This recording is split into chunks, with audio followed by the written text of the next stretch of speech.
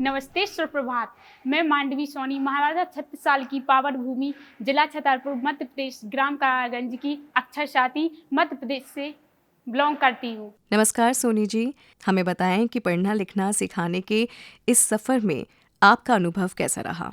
जैसे कि आप सभी को पता है कि आज अंतर्राष्ट्रीय विश्व साक्षरता दिवस है और मुझे आज यहाँ आने का मौका उपलब्ध हुआ है और प्राप्त हुआ है। इसका मैं सभी को आभार व्यक्त करती हूँ। जैसे कि आप सभी को पता है कि जो उल्लास नव भारत साक्षरता कार्यक्रम है, उसे पहले प्रौढ़ शिक्षा के नाम से जाना जाता था। लेकिन महोदया, यदि देखा जाए वर्तमान स्थिति को कि इसके पहले कैसी सिचुएशन थी, तो भारतीय अर्थव्यवस्था को बदलने के लिए और भारत को एक चहुमुखी विकास ले जाने के लिए हमारी भारत सरकार ने अनेक प्रकार के प्रयत्न किए। जैसे मिड डे मील जैसी व्यवस्थाओं का प्रयास किया गया और सब पढ़ो सब बढ़ो और नव साक्षरता कार्यक्रम भी चलाया गया और उसमें बताया गया कि 15 वर्ष के ऊपर जितनी भी महिलाएं या पुरुष होती हैं, उन्हें शिक्षित होना जरूरी है। महोदय, कहा जाता है कि जो व्यक्ति अनपढ़ होते हैं उनकी तुलना उसी से की जाती है जिस प्रकार मेंढक होता है। यदि आप मेंढक को देखो तो वो कुएं में रहता है और अपनी संकीर्ण अवस्था में रहता है, इसलिए वो अपने अधिकारों का पालन नहीं कर पाता है। उसी प्रकार मानव जो होता है, जो निरक्षर होता है, उसकी भी स्थिति मेंढक के समान होती है। महोदय, हमने तो ये भी देखा है अपनी खुली आंखों से कि जब हम किसी व्यक्ति को देखते हैं तो जो शोषण होता है वो निरक्षर व्यक्ति का ही होता है। आप सभी ने देखा होगा कि चाहे वो राजनीति का क्षेत्र हो, चाहे वो शिक्षा का क्षेत्र हो, चाहे वो टेक्नोलॉजी का क्षेत्र हो, सभी जगह केवल शिक्षा के क्षेत्र ही नहीं अपितु तमाम प्रकार के क्षेत्रों में निरक्षर व्यक्तियों का शोषण किया जाता है। आप सभी ने देखा होगा कि हमारे भारत देश को खेतों का वो गांव का राज्य कहा जाता है, क्योंकि यहाँ पर अधिकतर जो व्यक्ति होते हैं वो गांव में निवास करते हैं। महोदय, जितने सुंदर व्यक्ति जो किसान होते हैं वो खेतों में ही सुंदर नहीं लगते हैं। अगर उन्हें देखा जाए तो वो अगर निरक्षर से साक्षर हो जाएं तो कितना अच्छा रहेगा। इसलिए भारत सरकार ने ये भी प्रयत्न किया है कि उन्हें पढ़ाएं, क्योंकि किसी का पेट भरने के लिए जिस प्रकार हमें अपनी पेट की क्षुधा दूर करने के लिए हमें भोजन की आवश्यकता होती है, उसी प्रकार हमें साक्षर होना भी आवश्यक होता है। जैसे कि हमें वॉलंटियर चुना गया है और उसमें हमें बताया गया है कि किस माध्यम से पढ़ाना है, तो हमारी जो अक्षर पूती है तो उसके माध्यम से पढ़ाते हैं। और उसमें पढ़ाना ही नहीं, अब तो हमें कैसे बैंक जाना है, कैसे क्या कार्य करना है। पता चला हम बैंक जा रहे हैं तो अपने भाई बहन को साथ में ले जा रहे हैं, तो क्या है, कुछ परिवार ऐसे होते हैं जिनकी आर्थिक स्थिति खराब होती है।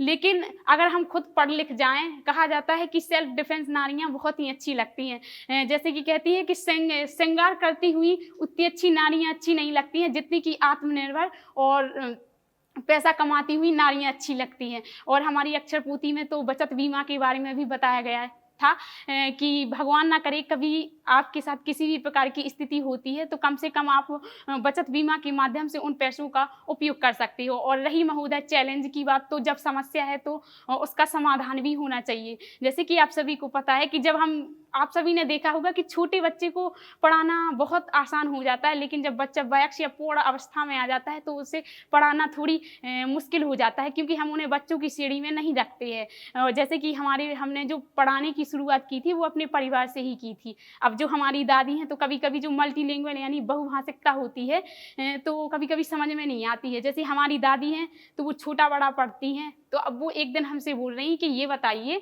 कि जो हमें छोटा बड़ा लिखनी है वो हिंदी में लिखें या अंग्रेजी में। तो अब हमें भी समझ में नहीं आ रहा कि जी हिंदी में होते या इंग्लिश में। हमने कहा जैसे आपको आते हैं वैसे लिखो, तो उन्होंने छोटा लिखा बड़ा लिखा, अब उन्हें पता नहीं। तो उनकी भाषा को हमें समझना चाहिए, क्योंकि नई शिक्षा नीति में स्पष्ट कहा गया है कि आप अपनी मातृभाषा के प्रयोग से सभी को पढ़ा सकते हैं। और कभी कभी जैसे कि हम TLM में पोस्टर वगैरह और जो कंकड़ पत्थर होते हैं और माचिस की तीलियाँ होती हैं और TLM मटेरियल बनाते हैं, तो उनसे उनका प्रयोग करते हैं। और कभी कभी गीत के माध्यम से भी और कुछ पंक्तियों के माध्यम से, तो मैं आप सभी के बीच वो पंक्ति भी प्रस्तुत करना चाहती हूँ। उसके लिए धन्यवाद।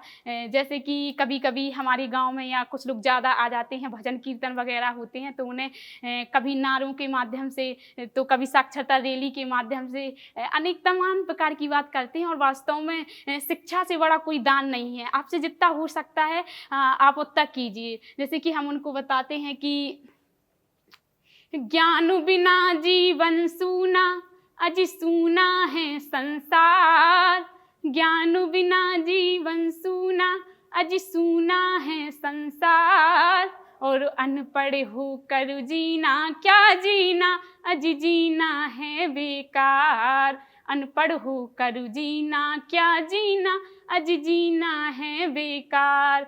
अगर एक कहा जाता है कि प्रयास हमेशा अच्छा ही होता है। जब हम किसी चीज़ को आवश्यकता से ज़्यादा प्रयोग करते हैं तो कभी कभी वो वर्जित हो जाती है, उसका लाभ हम प्राप्त नहीं कर सकते हैं। लेकिन शिक्षा एक ऐसा माध्यम है जो हमें हमेशा लाभ की ओर अग्रसर करता है। हम तो यही चाहते हैं कि सब पढ़े, सब बढ़े, और हमारे गाँव के ही नहीं अब तो सब लोग पढ़ें। इसलिए मैं आप सभी के बीच एक कविता भी प्रस्तुत करना चाहती हूँ।